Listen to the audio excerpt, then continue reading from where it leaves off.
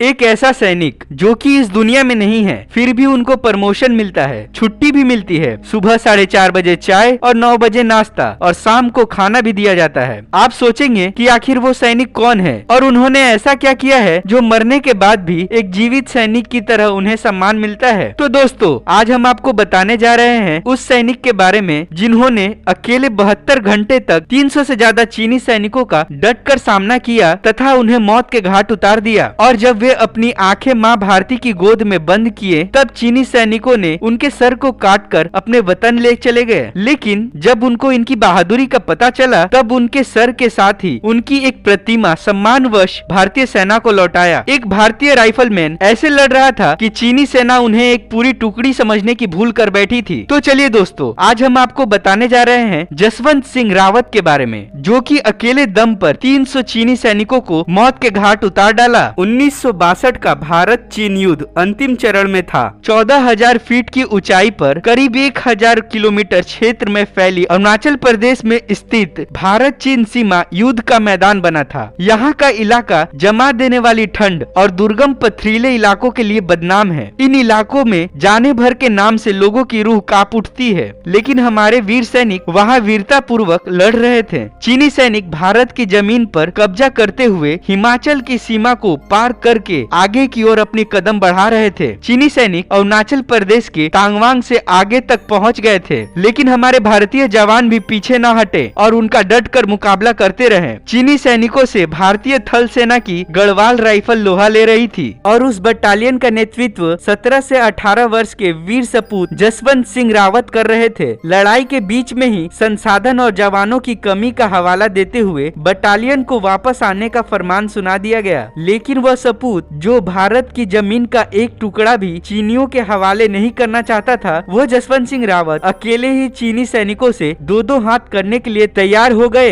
स्थानीय नागरिकों के मुताबिक उन्होंने अरुणाचल प्रदेश की मोनपा जनजाति की 2 लड़कियों नूरा और शैला की मदद से फायरिंग ग्राउंड बनाया और 3 स्थानों पर मशीन गन और टैंक रखे। उन्होंने ऐसा चीनी सैनिकों को भ्रम में रखने के लिए किया था ताकि वह समझते रहे कि भारतीय सेना एक बड़ी संख्या में तैनात है और सेना तीनों स्थानों से हमला कर रही है। नूरा और शैला की मदद से जसवंत सिंह तीनों जगह जा जाकर हमला कर रहे थे, जिससे बड़ी संख्याओं में चीनी सैनिक मारे गए। इस तरह वो 72 घंटे यानी कि 3 दिनों तक चीनी सैनिकों को चकमा देने में कामयाब रहे, लेकिन नियति को कुछ और ही मंजूर था। दुर्भाग्यपूर्ण उनको राशन की आपूर्ति करने वाले शख्स को चीनी सैनिकों ने पकड़ लिया तथा उसे टॉर्चर कर जसवंत सिंह के बारे में सारी बातें उगलवा ली। इसके बाद चीनी सैनिकों ने 17 नवंबर 1962 को चारों तरफ से जसवंत सिंह को घेर कर हमला करने लगे। इस हमले में वीरांगना शैला वीर गति को प्राप्त हुई, लेकिन नूरा को चीनी सैनिकों ने जिंदा पकड़ लिया। जब जसवंत सिंह रावत को यह एहसास हो गया कि उन्हें पकड़ लिया जाएगा, तब अंततः उन्होंने अपने आप को एक गोली मार ली और भारत माँ की सेवा करते हुए वीर गति को प्राप्त हो गए। जिसके उपरांत चीनी सेना गुस्से से तिल मिलाकर उनके सिर को काटकर अपने देश लेकर चले गए। लेकिन उस वीर की बहादुरी भरे कारनामों से चीनी सेना भी प्रभावित हुई और युद्ध खत्म होने के बाद उनके सिर तथा पीतल की बनी उनकी एक प्रतिमा को सम्मानवश चीनियों ने भारतीय सेना को भेंट किया। जिस चौकी पर जसवंत सिंह आखिरी लड़ाई लड़ रहे थे उसका नाम अब जसवंतगढ़ रख दिया गया है। वहीं उनकी याद में एक मंदिर भी बनाया गया है जिसमें उनके सारे सामान सुरक्षित रखे गए हैं तथा 5 सैनिक रात को उनका बिस्तर लगाते हैं, वर्दी प्रेस करते हैं, जूते की पॉलिश तक करते हैं। उन्हें 3 टाइम समय पर खाना भी उनके कमरे में रख दिया जाता है। मृत्यु के बाद भी उन्हें प्रमोशन मिलता है। राइफलमैन के पद से प्रमोशन पाकर मेजर बन गए हैं। उनकी ओर से उनके घर के लोग छुट्टी का आवेदन देते हैं और छुट्टी मिलने पर सेना के जवान उनकी तस्वीर को सम्मान पूर्वक उनके पैतृक गांव ले जाते हैं और छुट्टी खत्म होने के बाद उनके तस्वीर को वापस जसवंतगढ़ ले जाया जाता है। सेना के जवानों का मानना है कि वे आज भी चौकी की रक्षा करते हैं तथा साथ ही उनका मार्गदर्शन भी करते हैं। अगर कोई सैनिक ड्यूटी के दौरान सो जाता है तो वह उन्हें जगा देते हैं। उनके नाम के आगे शहीद नहीं लगाया जाता है और यह मान्यता है कि वह आज भी ड्यूटी पर तैनात है। दोस्तों, इस सैनिक के ऊपर गुरु गोविंद सिंह पर कही गई ये बात बिल्कुल सटीक बैठती है कि 1.25 लाख से 1 लड़ाऊं तबे गोविंद सिंह नाम कहाऊं, जिसे हमारे भारतीय सेना के सबसे छोटे जवान ने भी आत्मसात कर रखी है। चीन भारतीय सेना के इस जज्बे को जानता है, तभी तो शायद वह भारतीय सीमा की तरफ कदम उठाने से पहले कांपने लगते हैं।